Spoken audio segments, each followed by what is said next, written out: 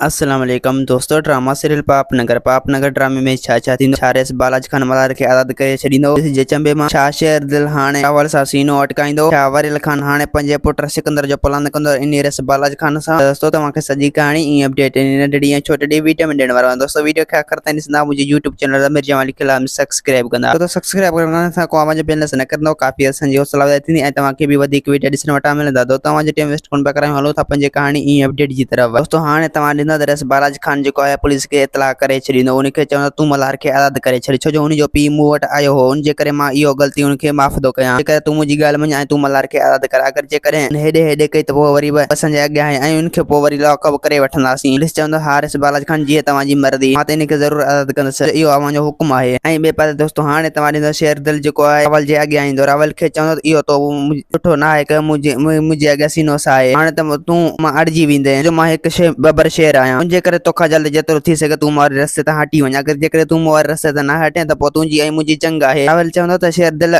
जेकॾहिं तूं बि शींहुं आहीं त पोइ मां बि बबर शींहुं आहियां, पोइ मां बि तो सीनो अटकाए सघां थो। उनजे करे तुंहिंजो भलो इन में त तूं असांजे रसनि जे अॻियां अची झुक, तूं असांखां माफ़ी वठ ऐं पंहिंजी गुनाह जो अदालो कर। अगरि जेकॾहिं तूं असां वॾेरनि जी गुलामी न कंदे त पोइ हिन तर में केर बि न सुञाणींदो। शेर दिल चवंदो त हा रावल न अॼु ताईं मां जी गुलामी कई आहे, न मां कंदुसि, न वॾेरनि जे पेरे पवंदुसि, तोसां मुंहिंजो वाइदो आहे। ऐं ॿिए पासे दोस्तों हाणे तव्हां ॾिसंदो मल्हार जेको आहे मिंठार खे धमकाईंदो। मिंठार खे चवंदो त अगरि जेकॾहिं तूं जेल मां ॿाहिरि निकिता त पोइ उहो सम्झी छॾियो तूं उहो तुंहिंजो आख़िरी ॾींहुं हूंदो, पोइ तोखे मां कॾहिं बि बख़्श न कंदुसि, इहो तोसां मुंहिंजो वाइदो आहे। मिंठार चवंदो त तूं पंहिंजे लाइ कफन वठी रखी छॾ, मां बि तुंहिंजो इहो इंतज़ारु थो कयां तूं हितां ॿाहिरि निकिते। बहरहाल मां त ॿाहिरि निकिरां पोइ त तोखे अहिड़ो सबक़ सेखारींदुसि जो आईंदा मुंहिंजे अॻियां ईअं वात खणी ॻाल्हाईंदे बि कोन। मल्हार चवंदो त हा मां तोखे ॼाणां थो त तूं केतिरो मोतबर आहीं, सभु कुझु अची ॿाहिरि ॿुधाइजां त तूं केतिरो मोतबर आहीं, अॻिते ख़बर पइजी वेंदो। मां बि ॾिसां तूं ऐं तुंहिंजो पीउ रेस बालाजी खान ईअं ग़रीबनि मथां ज़ुल्म कयो। दोस्तों उमेद आहे कहाणी आई हूंदी तव्हांखे पसंदि, असांखे ॾींदा हाणे जात वरी तव्हां सां मिलंदासीं की ईंदड़ वीडियो में। जेसीं ताईं पंहिंजो ख्यालु रखंदा। ख़ुदा हाफ़िज़।